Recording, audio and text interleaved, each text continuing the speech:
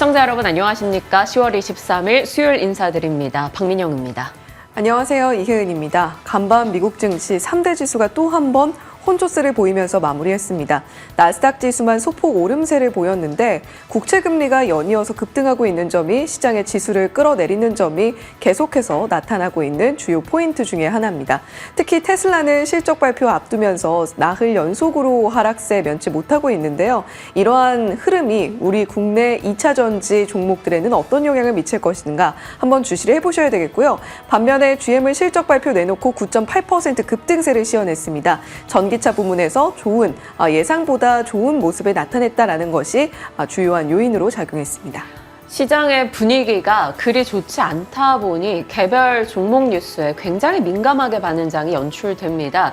이것을 어떻게 활용해야 될 것인지 아니면 잠시 시장과 살짝 멀어져야 될 것인지 고민되는 시점입니다. 들려왔던 이슈들 같이 정리해 가도록 하겠습니다. 일단 어제장 열어보도록 하죠. 어제 증시에서 올라간 종목 개수 양지수 합쳐서 444. 그렇게 좋아 보이는 숫자는 아닙니다. 떨어진 쪽은 2천여 개가 넘어갔어요. 양시장 모두 다 큰 폭의 하락이 있었습니다. 종가가 저가로 끝나는 장 끝까지 약했던 시장으로 마무리가 됐죠. 이렇게 시장이 어떠한 악재에 굉장히 민감하게 반응을 보일 때 개복치라는 표현을 그동안 많이 써왔었는데 굉장히 민감도가 높은 어종이죠. 해수면 저 아래에서 살다가 잠깐 해수면 위쪽 인근으로 올라와서 햇볕에 놀라 죽기도 하는 그런 어종이라고 합니다. 그만큼 어제 우리 장이 좀 너무나 과잉, 민감 이렇게 반응하지 않았나라는 것을 좀 빗대봤습니다. 코스피는 반도체, 2차 전지, 바이오가 함께 큰 폭으로 하락했습니다. 물론 이 주요 섹터 3개가 함께 올라가는 날들도 그리 많지는 않지만 함께 떨어지는 날들도 흔치 않은데 어제는 모두 내려가면서 양시장에 부담이 됐습니다. 외국인이 매수한 일부 방어 섹터는 그래도 괜찮았는데요. 통신과 유틸리티, 금융주 등은 버텨냈습니다. 자, 미국에서 금리에 대한 부담감이 다시금 옥죄는 현상이 나타나다 보니 금리에 대해서 이제 차익 실현 명분을 얻은 바이오 종목들이 어제 조정이 나왔습니다. 그리고 대선 불확실성, 트럼프 리스크가 고조되면서 2차 전지도 밀렸죠. 코스닥의 시가총액 상위권에 바이오와 2차 전지 종목들이 많았기 때문에 어제 코스닥의 낙폭이 2.8로 상당히 크게 나타났습니다. 자, 시장의 이슈들 보시죠. 트럼프의 재선 가능성이 높아지고 있고 그로 인해서 금리가 자극되고 있다. 거기에 원달러 환율도 단숨에 어제 1,380원을 돌파하기도 했죠. 그러다 보니 외국인의 매도 물량이 나왔고요. 대형주들 유달리 부진했습니다. 헬스케어 혹은 2차 전지 이런 성장주들의 낙폭이 크게 나왔고요. 그럼 반도체라도 좀 받쳐주면 좋을 텐데 엔비디아 외 다른 반도체 진영이 그리 좋지 않았습니다.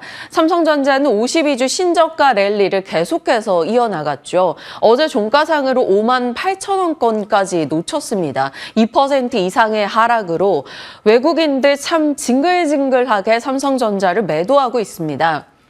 보시면 어제까지 해서 30거래 연속해서 삼성전자로의 매도세가 이어지고 있죠.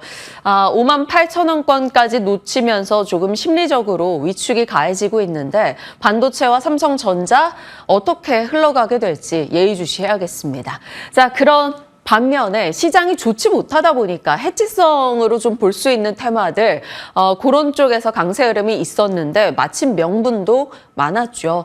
바로 북한의 러시아 파병 이슈와 맞물려서 우리 정부 측에서 우크라 지원 방침에 대한 얘기가 나왔죠. 방어용 무기에서 순차적으로 공격용 무기까지 고려되고 있다라는 얘기가 들려왔고 이날은 두바이 튀르키예 국제방위 전시회 일정, 군용위성이나 군용 드론, 무인기에 대한 쓰임이 확산되고 있구나를 정말 현실 전쟁에서 중동 전쟁 등에서 러우 전쟁 등에서 확인을 받고 있습니다. 그러다 보니 방산, 드론, 석유, 일부 재건주까지 어제 올라갔죠. 방위산업과 재건 같은 경우는 사실 지금의 지정학적 리스크뿐만 아니라 트럼프의 공약이나 트럼프가 냈던 발언과도 연결이 되다 보니까 어제는 함께 맞물려서 이쪽이 올랐습니다.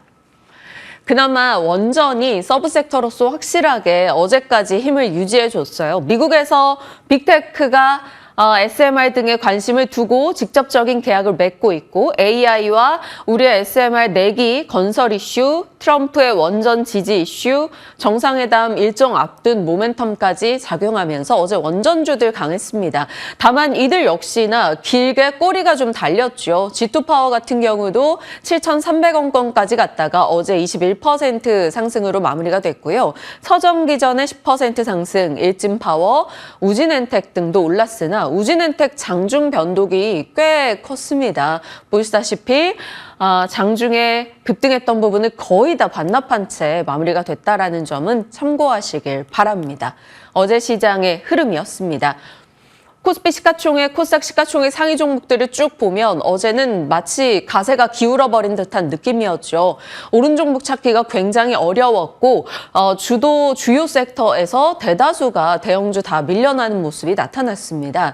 주도 섹터 흐름보다는 개별 테마나 개별 종목 이슈에 좀 더 초점을 맞추다 보니까 민감도가 굉장히 올라갔어요. 어제 대표적으로 코스피 쪽에 상승 기여도가 좀 있었던 동서를 보시면 아실 겁니다. 시총 순위로는 한 130위권 정도로 보시면 될 텐데 어제 상한가로 거래가 마쳤죠.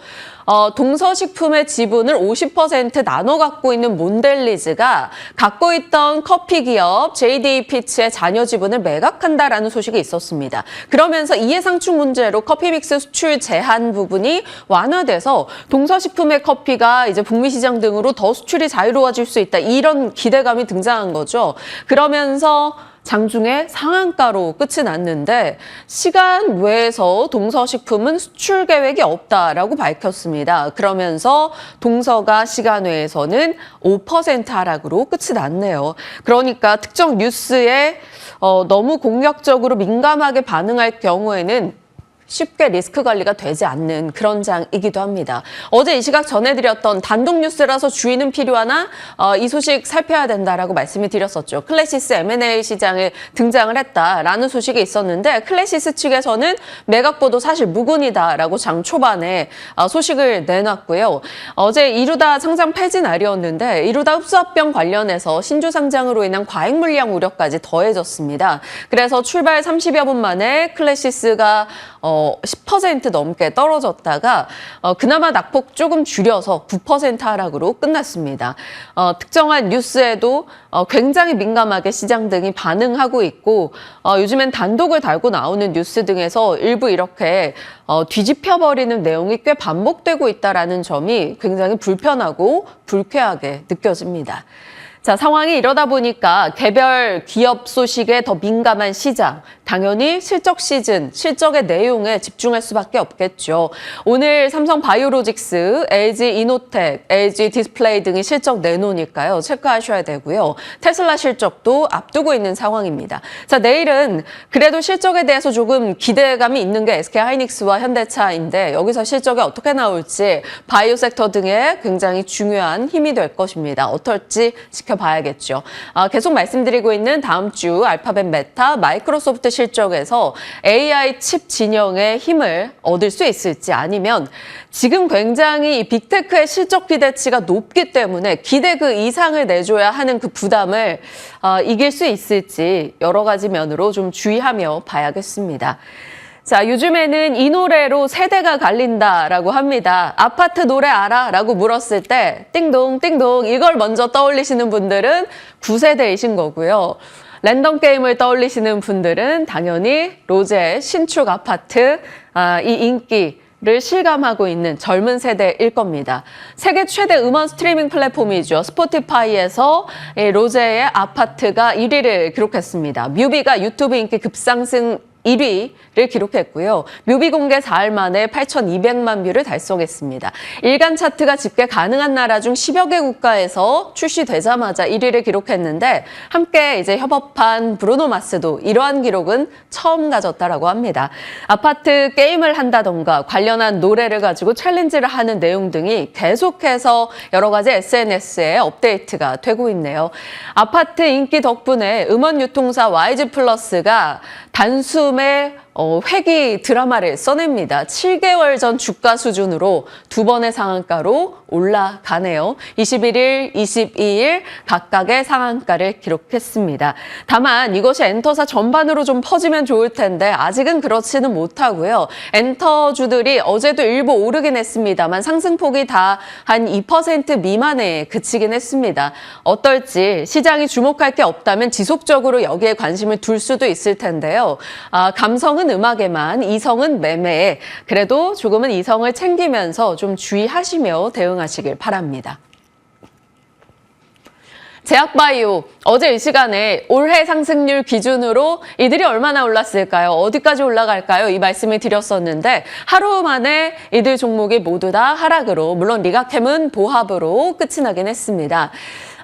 금리가 생각보다 빠르게 내려가지 않겠구나. 트럼프와 여러 가지 지정학적 리스크가 물가를 자극해서 올라갈 수도 있겠구나라는 불안감 등이 또 등장을 했죠. 그러다 보니까 바이오 섹터의 기저에 깔려있던 그 힘, 금리 인하라는 명분이 어제는 약화되면서 그동안 많이 올랐겠다. 차익 실현의 명분으로 작용을 했던 거죠. 다만 그런 모든 것들이 작용했음에도 낙폭이 생각보다 그리 크지는 않았다라고 평가를 할 수도 있기 때문에 여전히 바이오 섹터의 힘은 좀 강하다 이렇게 볼 수 있겠습니다.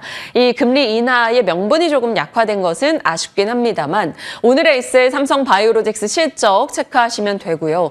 또 기술 수출 모멘텀 연말연시에 글로벌 관련 학회나 이런 컨퍼런스가 많아서 어떤 이슈가 나올지 봐야 한다 이런 얘기 드렸었죠. 10월 23일부터 25일 또 암학회가 하나 진행이 됩니다. 여기에 참석하는 기업들 이고요. 11월 3일부터 6일까지는 비만학회, 여기 또 한미약품이 참석하고요. 11월 6일부터 10일까지도 암학회가 하나 진행이 되는데 거기서 임상에 대한 내용이 좀 공개될 것으로 기대되는 업체들까지 같이 넣어봤습니다. 공교롭게도 이 세 암학회와 비만학회 다 모두 한미약품이 들어가 있다는 점도 눈에 띄긴 하는데 뭐 주가 상황이 어떨지는 지켜봐야겠죠. 자, 시간 외에서는 비만과 치매 종목들이 움직임을 보였습니다. 비만 쪽에서도 모멘텀이 있었는지 어제장에서는 시간 외에 일부 상승이 있었고요. 치매 쪽에서 아이큐어가 시간외에서 상한가를 기록했습니다. 패치 관련한 업체인데요. 셀트리온과 도네페질, 그러니까 치매 치료 관련한 패치를 같이 개발을 해왔고 라이선스와 제품 공급 계약을 중남미 17개국 대상으로 독점 계약을 했다. 이런 소식이 들려왔습니다. 그래서 이것이 치매 테마를 조금 자극한 걸까요? 피플바이오 같은 치매 종목이 시간외에서 같이 올라가는 흐름이 있기도 했습니다. 개별 종목 이슈라는 점에서 그냥 참고용으로만 확인해 보시길 바랍니다. 자, 뉴욕장입니다. 어제와 동일하네요. 다우와 S&P 500은 내리고 나스닥만 올라섰습니다. 10년물 국채금리가 7월 이후 최고치를 기록하면서 다시금 조금 부담스러운 수준이 됐습니다. 그런 가운데서도 일부 나스닥만 올라갔는데 트럼프 리스크 등이 계속해서 고조되고 있는 상황이죠. IMF에서도 트럼프의 무역전쟁, 세계 성장에는 부담이 된다라고 얘기했고요. 관세전쟁이나 혹은 세금을 낮춰두는 정책 등이나 다 금리를 자극하고 물가를 자극할 수 있다는 우려감이 지속적으로 등장하고 있습니다. 때마침 그런 상황에 유가가 중동 불안감에 이거래 연속해서 상승하네요. 오늘도 2% 올라서면서 배럴당 72달러로 올라갔습니다. 다시 온 금리 공포, 골드만삭스는 10년물이 4.3을 넘어서면 그때는 증시에게 악영향을 좀 줄 수 있는 트리거선이 될 것이다. 이렇게 얘기하고 있습니다. 자, 오늘 4.2 기록을 한 상황인데요. 불과 얼마 남지 않았는데 어떨지 지켜보죠. 자, 오늘은 특징주라기보다는 섹터로 특징을 꼽아봤습니다. 필라델피아 반도체 지수 소폭 떨어졌죠. 자, 엔비디아도 이제 계속 올라오다 보니까 약간의 차익 실현 매물이 조금 있었고요. 엔비디아와 인텔, 마이크론은 중국의 제재에 좀 피해를 보지 않겠느냐. 그러니까 미국이 중국 때리기를 계속하는 가운데 이들의 매출 타격이 있을 수 있다. 이런 분석이 좀 전해지기도 했습니다. 그래도 낙폭을 키우지 않았다라는 점에서 엔비디아 등은 여전히 기대치가 있구나 확인할 수 있었고요. AMD나 TSMC는 루머 이슈가 있었는데 이들의 하락이 나타나면서 반도체 전반이 그리 큰 힘을 내진 못했습니다.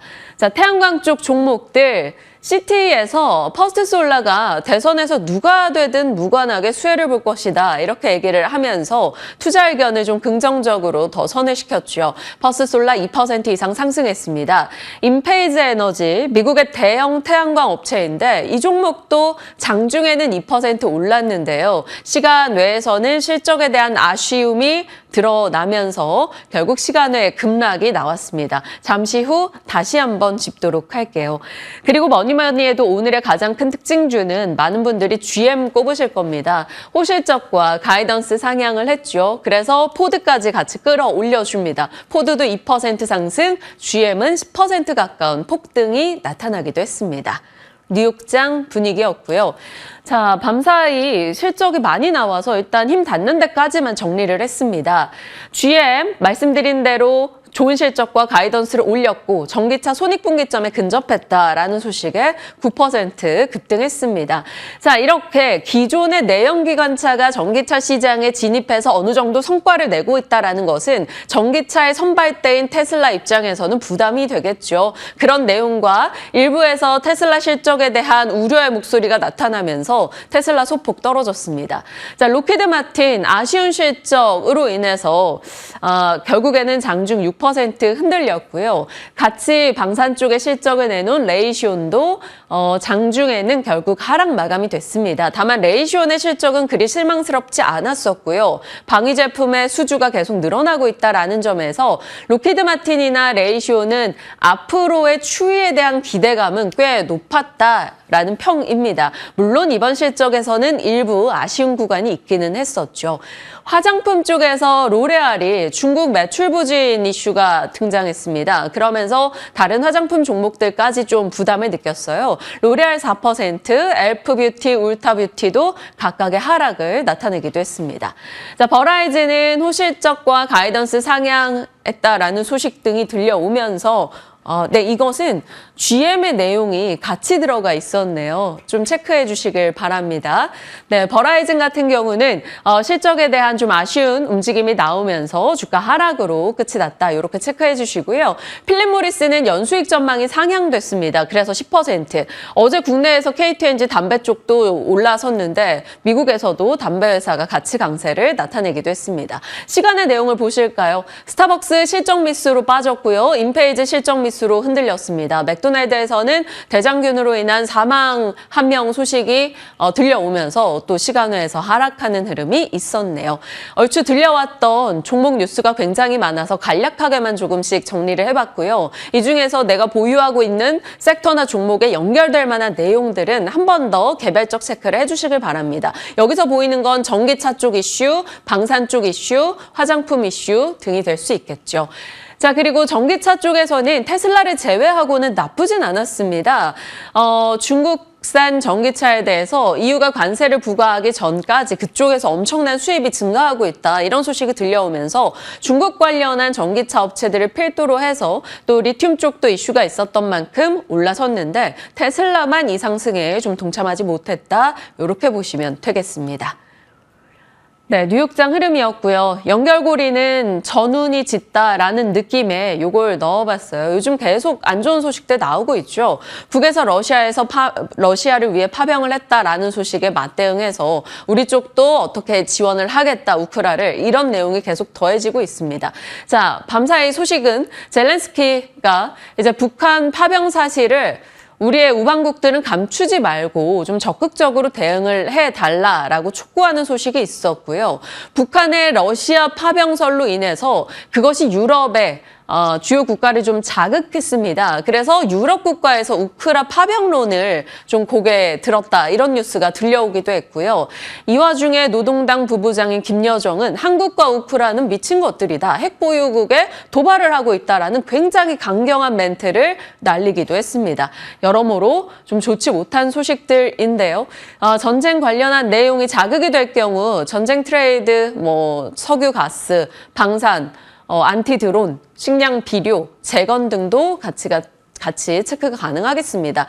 다만 잠시 후에 방산이나 드론에 좀 더 집중적으로 해안 앵커가 브리핑을 해주실 건데 미국에서 나왔던 실적과 여러 내용이 좀 결합돼서 어떻게 또 순식간에 차익 실현의 움직임이 있을지 여러모로 좀 조심스럽기도 합니다. 재건에 대한 생각도 하게 되는데요. 재건주들도 지금으로서는 일부를 제외하고는 거의 다 트레이딩 대응이 맞겠죠. G7과 EU에서 우크라이나를 지원하는 것을 곧 시행한다라는 소식이 있었습니다. 얼마 전부터 이 관련 뉴스를 추적해 왔었고요. 러시아 동결자산 수익금을 담보로 대출 자금을 마련하고 이것은 결국 우크라이나 침공에 맞선다는 메시지를 던지는 것으로 시장은 평가하고 있습니다. 트럼프가 본인이 대통령에 당선이 된다면 전쟁을 종식시킬 것이다라고 얘기했던 내용들 플러스 이런 식으로 격화되는 전운이 지속되게 된다면 절정을 찍고 나서 뭔가 수습의 단계가 나오지 않을까라는 기대감 등도 일부 맞물립니다. 그래서 어제 장에서도 SI 스틸텍 같은 재건 종목들이 일부 좀 움직임을 보이기도 했었는데요. 이런 재건 쪽에서는 어디로 생각을 해볼 수 있을까요? 결국에는 다 무너지고 부서진 것들을 세워나가는 인프라 쪽도 토목 건설 쪽도 볼 수 있을 거고요. 지금은 서로 간에 이제 첨단화돼 있고 그러다 보니까 전력 기기를 무너뜨리고 에너지원을 망가뜨리는 데도 집중하고 있습니다. 이런 쪽도 장기적 관점에서의 이야기인 거겠죠. 그리고 철도나 지뢰, 모듈러 쪽. 지뢰 제거는 뭐 로봇이 한다라는 얘기들 참 많았었고요. 모듈러 쪽도 일단은 가장 먼저 시장에서 재건 트레이딩으로 반응하는 쪽이긴 한데요.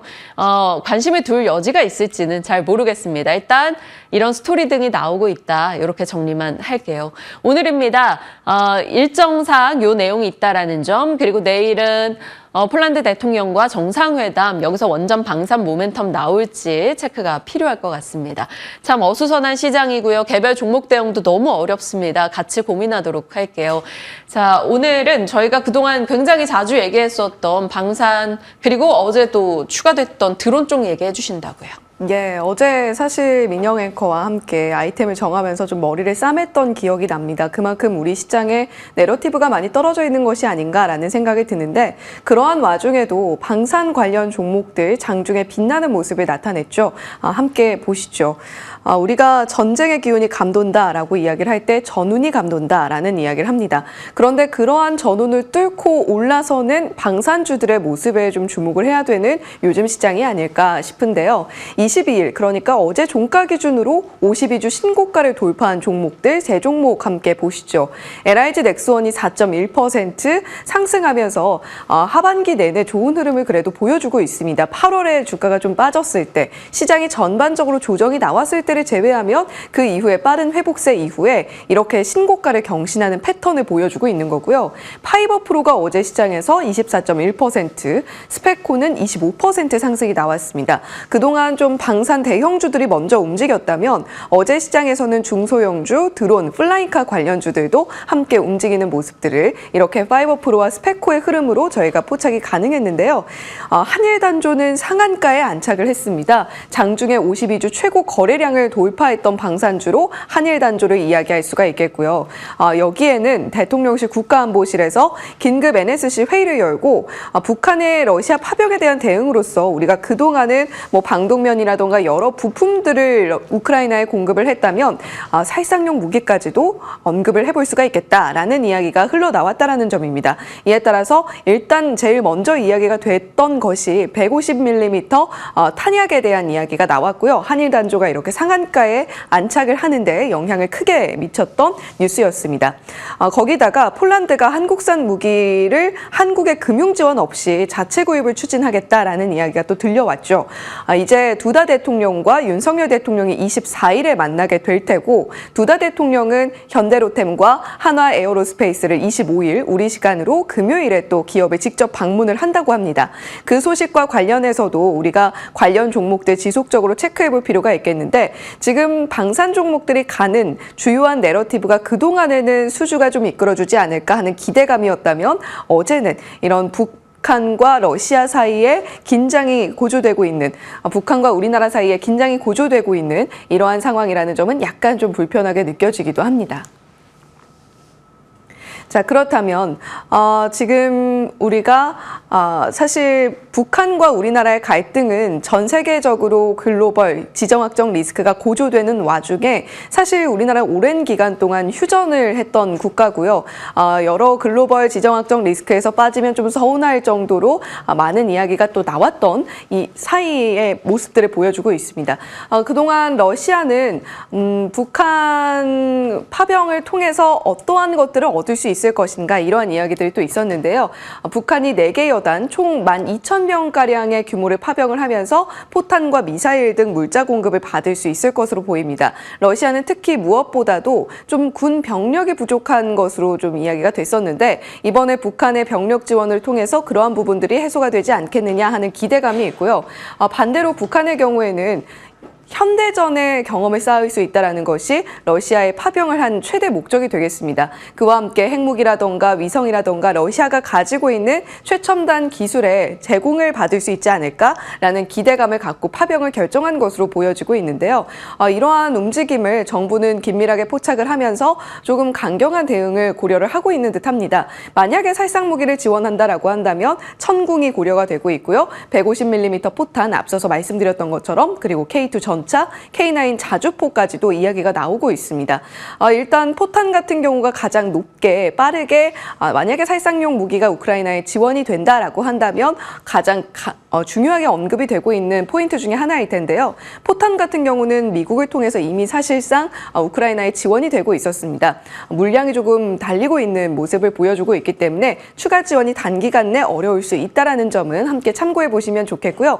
10월 15일 방산 브리핑 전해드리면서 체계 쪽에서 화력 쪽에서 이러한 종목들 보시면 좋을 것 같습니다 라고 하면서 전해드린 바가 있습니다. 시세도 함께 정리를 해봤으니까요. 전일 시세 함께 체크하시면서 특히 탄약 쪽의 시세도 함께 좋았다라는 부분 체크해 보시면 좋겠습니다. 이코노미스트에서 이런 이야기를 했습니다. 여전히 대선은 동전 던지기와 같지만 트럼프 쪽으로 약간 기울었다. 동전을 던지다 보면 우리는 50%가량의 확률로 앞면과 뒷면을 보게 됩니다. 그런데 계속 던지다 보면 조금이라도 더 많이 나오는 면이 있겠죠. 트럼프와 해리스의 맞대결이 그렇지 않을까라는 생각이 드는데요. 트럼프 후보가 54%로 해리스 후보를 좀 유의미하게 앞서는 모습을 최근에 보여줬습니다. 정치 전문 매체 더힐 그리고 선거 전문 사이트 디시전 데스크 HQ에서도 진행을 한 결과 한 52%가량의 트럼프 후보가 앞서는 모습을 보여주고 있는데요. 그동안 트럼프와 해리스 후보가 맞대결을 성사한 이유로는 그래도 해리스 후보가 빠르게 치고 올라오는 모습을 보여줬는데 최근에 트럼프 후보를 중심으로 한 지지층 결집세가 도드라지면서 결국 선거인단 확보에 있어서 트럼프 후보가 앞서지 않겠느냐라는 여론이 굉장히 우세하게 드러나고 있습니다. 물론 간밤에는 빌 게이츠가 해리스 후보에게 좀 비공식적으로 자금 지원을 했다라는 이야기도 들려오고 있습니다만 대선 판도를 바꿀 만한 뉴스인가라는 부분에 있어서는 우리가 고려를 좀 해야 되겠죠. 트럼프 트레이드가 다시 전개가 된다라고 한다면 트럼프 후보의 국방 관련한 모멘텀들을 좀 체크해 볼 필요가 있겠습니다. 지금 현재 트럼프 2기가 출범을 한다면 국방장관으로 크리스 밀러가 재발탁되지 않겠느냐라는 이야기가 나오고 있는데요. 이분으로 말할 것 같으면 기본 노선은 고립주의입니다. 그러니까 지금 세계 곳곳에서 지정학적 리스크 불거지고 있고 갈등 상황이 전개되고 있지만 분쟁 개입이라던가 파병은 최대한 줄이겠다라는 것이 이 크리스 밀러의 기조라는 것이죠. 그렇게 된다고 한다면 자국을 방어할 수 있는 무기가 더욱더 중요해질 겁니다. 미사일 디펜스와 핵무기, 우주무기 쪽에 조금 더 주목을 받게 될 텐데 미사일 무기 쪽에서는 우리나라의 천궁이 좀 관련이 있지 않을까 해서 천궁 관련주 한 번 더 가지고 와봤으니까요. 관련주들도 시세 한번 체크를 해보시면 좋을 것 같습니다. 3분기도 일단 결국에는 실적이 이끌어줘야 될 겁니다. 가장 큰 기대를 모으고 있는 기업은 한화 에어로스페이스인데요. 3분기 영업이익 추정치는 3,320억 원가량으로 추정이 되고 있습니다. FN 가이드 기준이고요. 전년 동기 대비로 무려 190%의 성장세를 보여줄 수 있지 않을까라는 이야기가 나오고 있는데 폴란드, 호주, 루마니아, 미국까지도 모멘텀이 자리하고 있는 한화 에어로스페이스입니다. 현재 매출이 아마 아마도 연 1조 원을 넘어서지 않을까라는 이야기 나오고 있고요. 무엇보다도 MRO 시장, 한화오션을 통해서 공략을 또 하고 있기 때문에 이러한 부분들이 한화 에어로스페이스에도 긍정적으로 작용할 수 있지 않겠느냐, 이러한 포석이 좀 깔려 있다라는 부분도 체크해 보셔야 되겠습니다. 다만 한화오션의 싱가포르 해양 플랜트 구조물 제조사인 다이나믹 홀딩스 지분을 공개 매수를 하면서 여기에 좀 금전 대여를 한 부분들 실적에 반영될 수 있다라는 우려감을 우리가 안고 체크하고 가야 되겠습니다.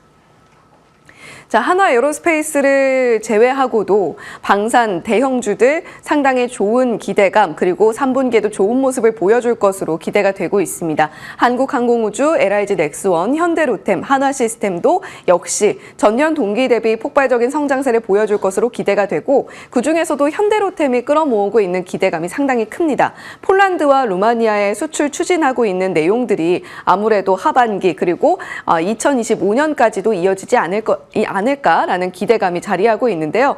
한화 시스템을 제외하고 앞서서 말씀드린 한화 에어로스페이스까지 포함해서 방산 빅4 기업들의 3분기 영업이익 추정치가 YOY 기준으로 172% 오를 것으로 나타나고 있습니다. 이러한 부분들 실제로 실적 반영 나타나는지 한번 체크해 보시면 좋겠고요. 다음 주 월요일에는 현대로템과 LIG 넥스원, 그리고 수요일에는 한화 시스템이 실적 내놓습니다. 자, 그리고 또 하나 주목할 포인트입니다. 한화자산운용이 플러스 코리아 디펜스 인더스트리 ETF를 상장 신청한다. 미국에 상장 신청을 한다는 이야기고요.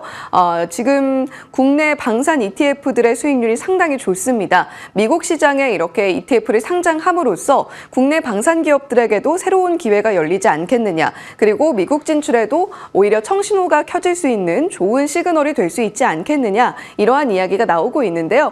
플러스 코리아 디펜스 인더스트리 ETF의 경우에는 플러스 K 방산 ETF를 많이 참고해서 종목들이 구성될 것으로 보입니다. 그 안에 들어가 있는 종목들 한번 더 체크를 해보시면 좋겠네요. 자, 헤드라인 돋보기입니다. 드론 관련주들 시간 외에서 좀 상승이 나오나 했는데 오히려 시간 외에서 하락하는 모습이 나타났습니다. 변동성 좀 주의를 하셔야 되겠고요. 그 중심에 서 있는 종목이 파이버프로 그리고 JC현 시스템일 텐데 장중에 시간 외에서 변동성이 좀 컸던 만큼 오늘 시장 어떻게 좀 시작을 할지부터 중요할 것 같습니다. 오늘은 또 로봇 관련한 행사 일정, 드론, 플라잉카 관련한 행사 일정이 고향에서 열리기 때문에 드론 관련주들, 로봇 관련주들까지 함께 영향받을 수 있는 만큼 그러한 이슈까지도 참고를 해보시면 좋겠네요. 정말 주식시장 대응이 어렵습니다. 심리, 일정, 수급, 변수, 정치, 외교까지 다 신경을 써야 되기 때문이죠. 저희도 그런 것들이 종목 시세에 녹아나는 걸 알기 때문에 자꾸 욕심내서 준비를 더욱 하게 되는데 저희 이야기는 여기서 이제 일축하고 집중된 전략으로 넘어가 보겠습니다. 지금부터 함께 하시죠.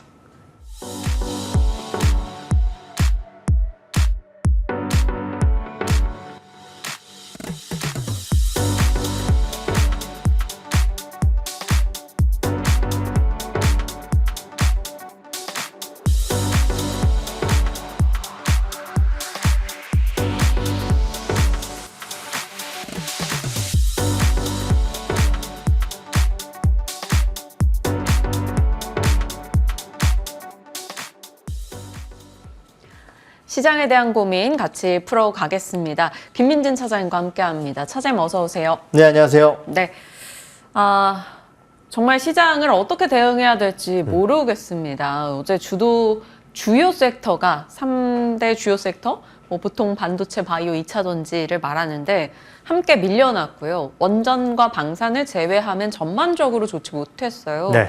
2,000개 넘는 종목이 떨어졌습니다.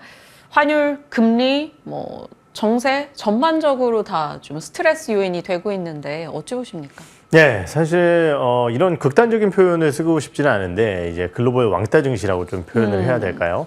YTD 기준으로 전 세계에서 가장 안 좋은 성과를 보여주고 있는 것이 국내 증시 흐름입니다. 사실 연초만 하더라도 일본과 중국, 우리나라 이 3대 증시를 주로 많이 비교를 했었는데 우리보다 이제 더 성과가 안 좋았었던 중국이 있었기 때문에 그나마 이제 우리나라가 2등이다 동북아시아에서 이렇게 얘기를 했었는데요. 결국 이제 중국이 최근 급등을 해버리다 보니까 비교할 수 없이 지금 우리나라 증시만 혼자 주가가 많이 빠지고 있는 상황입니다. 그러면 이제 우리나라의 주가가 왜 이렇게 흔들리고 있느냐라는 부분에 대한 판단을 좀 해봐야 될 것 같은데요. 첫 번째는 당연히 다른 국가들 대비해서 약한 정책 강도 때문이 아닐까라는 판단이 듭니다. 지금 미국 같은 경우는 B컷, 중국 같은 경우는 대규모 통화 정책과 재정 정책을 포함한 경기 부양 정책을 펼치고 있는 상황 속에서 우리나라 같은 경우는 겨우 금리 25bp나 한 번 정도밖에 진행을 하지 않았다라는 거죠.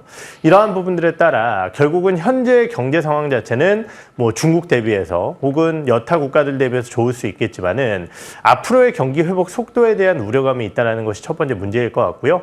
거기에 더해서 이제 정책 불확실성이라고 할 수 있는 뭐 금투세 관련 불확실성이 지속되고 있다는 것도 하나의 문제점일 것 같습니다. 두 번째는 우리가 이러한 심리적인 지표뿐만이 아니라 사실은 이제 실적적인 측면, 즉 기업들의 펀더멘탈적인 지표를 살펴보게 되면은요. 역시 최근 1개월간 EPS 하락을 살펴보게 되면은 전 세계에서 거의 유일하게 가장 큰 폭의 하락세를 기록을 하고 있습니다. 이 하락은 반도체 위주의 하락이라고 보시면 될 것 같고요. 결국은 시총 우리나라 증시를 지지해줄 반도체 위주의 지금 실적 하향이 나타나고 있기 때문에 결국은 지수적인 측면으로서의 기대감을 갖기는 어려운 구간이라고 판단을 합니다. 다만 삼성전자가 매도가 나올 때 우리는 알파 투자를 충분히 할 수 있을 기회가 생긴다는 측면에서 어제의 하락으로 뭐 전반적인 주도주군들이 빠졌다라고 볼 수 있겠지만은 그럼에도 불구하고 삼성전자가 쉬어갈 때 견고한 흐름을 보였었던 바이오라든지 아니면은 코스피 쪽에서는 밸류업 관련주들이 그래도 상당히 선전을 하고 있는 상황이거든요. 이런 기업들 같은 경우는 투자 전략이 유효하다고 판단을 하고 있고요. 다만 이제 국내 증시의 조정세가 조금 더 가속화된다라고 한다면은 어제도 봤듯이 방산이라든지 아니면은 정말 오랫동안 주가가 많이 밀렸었던 뭐 엔터나 이러한 극소외주 쪽으로 잠깐 눈을 돌리는 것도 하나의 방법이 아닐까 이렇게 판단을 하고 있습니다.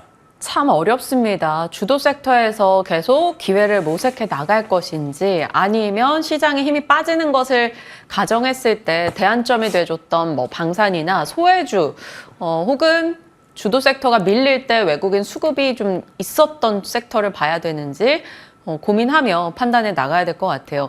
지금으로서 뭐 저희 단도직입적으로요.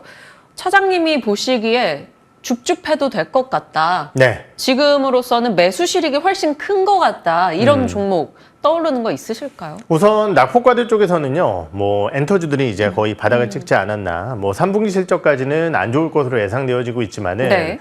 아티스트들의 신규 활동이라든지 그리고 뭐 여러 가지 이벤트들 이런 것들을 생각해 보면은 이제는 엔터사들을 봐야 된다라는 측면에서 뭐 하이브 이런 기업들을 역시 긍정적으로 봐야 될 것 같고요. 사실 주도주권형 내에서는 뭐 바이오주들을 빼놓고 얘기할 수는 없을 것 같습니다.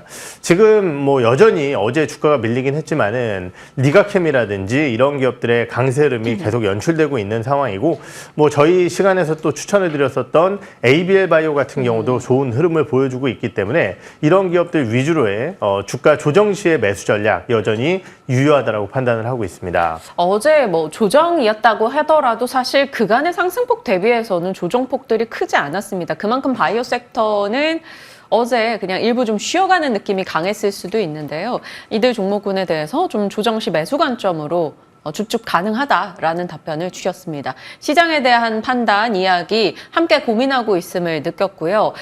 해지성으로 좀 봤었던 것이 사실 네. 방산 쪽이었잖아요. 그런데 방위산업이 갖고 있는 뭐 기술 혹은 가성비 모멘텀 플러스 지금은 중소형 방산주까지 지정학적 리스크가 고조되면서 이게 단발적인 테마성 이슈라도 이게 반복이 되다 보니까 나름의 연속성을 띠고 있습니다. 네. 그래서 방위산업 대형부터 중소형 드론까지 살펴주신다면. 네, 사실 지금 방산주의 강세는 저는 뭐 일회성 이벤트는 아니라고 생각을 하고 있고요. 정말 진정한 체질 개선과 함께 나타나고 있는 실적의 강세다라고 좀 표현을 하고 싶습니다. 네. 그러한 측면에서 봤을 때 방산주들의 기대 요인은 유효하다고 판단을 하고 있고요. 지난 2분기 실적이 몇몇 개 기업들이 좀 엇갈리는 모습을 보였었지만은 3분기에는 대다수의 기업들이 실적이 좋을 것이다라는 측면, 거기에 더해서 방사는 계절적으로 4분기에는 실적이 나쁘지 않다라는 측면에서 봤을 때 연말, 연초까지의 기대 요인 자체도 유효하다고 판단을 하고 있습니다. 특히 방산주의 투자 모멘텀은요, 해외 쪽의 비중이 늘어날 수 있는 기업들에 대한 투자 전략을 가져가야 된다는 판단 하에 중소형주들보다는 여전히 대형주 위주로의 관심이 더욱더 크지 않을까라는 판단이 들고요. K9 자주포 쪽에서는 한화에어로, 그리고 K2전차 쪽에서는 뭐 당연히 현대로템, 그리고 여러 가지 정밀 타격 무기 쪽에서의 LIG 넥스원, 그리고 마지막으로는 포탄 관련된 풍산, 이 4개의 기업은 항상 저희가 주목을 해야 될 것 같고요. 드론 관련주들 말씀을 주셨는데 분명히 이번 러우 전쟁의 향상을 봤을 때 드론의 개발이라든지 이런 것들이 굉장히 중요하다는 것을 좀 입증할 수 있는 부분이었던 것 같습니다. 하지만은 아직까지 우리나라의 기술력이라는 측면에서 해외 쪽으로 뻗어나갈 수 있는 드론 정도의 기술력은 아니다라고 판단을 하고 있기 때문에 드론 관련주들 같은 경우는 뭐 이벤트성으로 하루 이틀 정도의 추가적인 강세가 나타날 수 있겠지만은 역시 큰 변동성을 좀 조심하면서 대응을 하셔야 될 것 같습니다. 외국인이 사고 있는 한화에어로, LIG 넥스와 현대로템, 풍산까지 긍정의 시각 주셨고, 시장에서 거론되는 중소형 혹은 드론 종목들은 아직까지 지속과 확장에 대해서는 좀 지켜봐야 되기 때문에 조심스러운 단발적인 이슈 정도로만 받아들여 보겠습니다. 제이시언, 네온테크 이런 종목들이 어제 장 후반에 강했기 때문에 괜찮을까 싶었는데 또 시간 외에서는 네. 하락하기도 했었기 때문에 이런 것들 참고해 주시죠. 다음 친환경으로 갈게요. 친환경 종목군들 어제 전반적으로, 어제는 거의 다 밀렸으니까요, 하락했고요. 미국에서도 태양광 쪽에서 시간외 하락이 있었고요. 인페이지 실적 이슈로 네. 인해서. 그리고 전기차도 테슬라는 좀 부진했습니다. 다른 쪽은 양호했는데 어제 국내에선 전기차 종목들이 또 트럼프에 깜짝 놀라며 맞아요. 하락을 했어요. 이 친환경 섹터는 지금 어떤 시점으로 봐야 돼요? 네, 사실 트럼프 집권 당시를 생각해 보면은 친환경 관련주들이 굉장히 큰 폭의 성장을 보였었어요. 그런데 이제 문제는 뭐냐면은 결국은 이제 대선 전까지는 트럼프 트레이딩이라는 측면 하에서 트럼프의 지지율이 올라가게 된다라고 한다면은 사실은 친환경주들 같은 경우는 수급이 빠질 수밖에 없는 구조라는 측면, 이러한 측면에서 봤을 때 지금 나타나고 있는 여러 가지 여론조사의 흐름이라든지 이런 것들을 봤을 때는 단기적으로는 친환경주들에 대한 대응 전략 자체는 조금은 만만치 않다, 이렇게 판단을 해봐야 될 것 같습니다. 다만 이제 이러한 이벤트들이 결국은 보름 정도밖에 남지 않았다라는 측면에서 봤을 때 그 이후에, 즉 주가의 어느 정도 조정 이후의 전략들을 살펴봐야 될 것 같은데요. 분명히 지금 친환경주들은 실적이 좋을 친환경주와 실적이 나쁜 친환경주들이 혼재되어 있는 상황입니다. 대표적으로 이런 것들을 구분해 본다라고 한다면은 실적이 나쁜 쪽 같은 경우는 국내 기업 쪽에서는 태양광과 2차전지일 것 같고요. 실적이 좋을 것으로 예상되어지는 쪽들은 그나마 풍력 관련주들이 아닐까라는 판단이 들기 때문에 주가의 반등 탄력도는 풍력 쪽이 조금 더 앞서지 않을까라는 판단이 들고요. 태양광들 같은 경우는 지금 지난 6월 달 동남아 쪽에 추가 관세 부과에 대한 이슈로 미국의 재고 소진과 그리고 동남아 수입 물량의 감소를 기대했었지만은 아직까지 지금 미국에서 동남아 쪽의 수입 물량은 어마어마하게 많은 상황이고요. 재고 소진이 더욱더 뒤로 밀려나가고 있는 상황이기 때문에 하나솔루션을 필두로 한 태양광 관련주들 아직은 약간 힘들다. 2차전지 같은 경우는 사실은 여러 차례 말씀드렸듯이 펀더멘탈 상승이 없는 주가의 상승이다라는 점을 말씀을 드렸었는데요. 그럼에도 불구하고 이번 GM의 실적 호조라든지 거기에 더해서 미국의 금리 인하를 고려해 봤을 때는 3분기 실적 이후에 단기적인 기회가 좀 나오지 않을까, 이렇게 판단을 하고 있습니다. 네.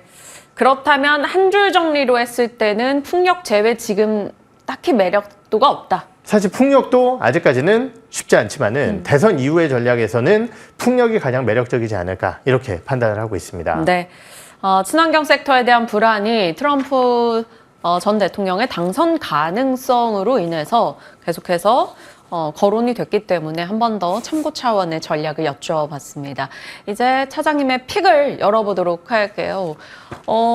주도 섹터에서 네. 이제 이수페타시스를 골라주셨어요. AI 가속화 시장 확대, 를 모멘텀으로 잡아주셨고요. 좀 지금 이 시점에 이스페타가 어떤 자리길래 얘기해 주시나요? 네, 사실 지금 기판이라고 하는 관련주들의 주가 흐름은 사실 굉장히 부진합니다. 그러니까요. 왜냐하면 지금 기판 관련주들 같은 경우는 아무래도 이제 메모리 그리고 세트라고 하는 휴대폰과 뭐 여러 가지 이제 디스플레이 쪽 이런 쪽의 전방이 워낙 중요하기 때문에 이런 쪽들이 지금 흔들리고 있는 상황 속에서 주가가 가기가 어렵다라는 것이죠.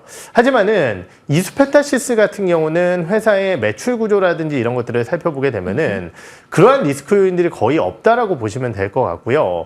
결국은 이제 이 회사의 전방이라고 할 수 있는 엔비디아의 가속기 거기에 더해서 최근에는 네트워크 내에서 이더넷의 비중이 높아지면서 들어갈 수 있는 8기가급 여러 가지 이제 이 회로 기판 쪽에 대한 수요가 점차 늘어날 것으로 전망이 되고 있습니다. 아무래도 이제 다른 회로 기판 관련주들의 주가 하락과 동사 같은 경우도 이제 3분기 실적이 컨센 대비해서 약간 미스할 것이다라는 우려감 때문에 주가가 조정이 나온 상황이지만은 그 저점을 깨지 않고 횡보를 하고 있는 상황이고요. 아까 말씀드렸듯이 네트워크용 같은 경우는 지금 초도 물량이 이미 납품이 되고 있는 것으로 전망이 되고 있습니다. 엔비디아 내에서의 점유율은 점점 더 높아질 것으로 전망이 되고 있는 상황이고 이 시장 자체가 커지는 시장이라고 한다면은 다른 회로기판 관련주들과 이스페타시스를 동일하게 비교하기는 어려울 것이다라는 판단이 들기 때문에 현 시점에서 관심 있게 좀 지켜보시면 좋으실 것 같습니다. AI 칩 모멘텀을 받을 때 다른 기판주들과 차별화된 흐름을 보였다가 지금은 시장에서 뭐 여러 이슈로 인해 가치 조정을 받고 있는 상황인데 이스페타시스의 경쟁력을 주목하자라는 겁니다. 목표가 어느 정도 보십니까? 네, 목표가는 좀 보수적으로 제시를 해야 될 것 같아요. 시장 분위기가 안 좋기 때문에 52,000원 선 말씀을 드리겠고요. 손절가는 39,500원 선 제시를 해드려보도록 하겠습니다. 알겠습니다.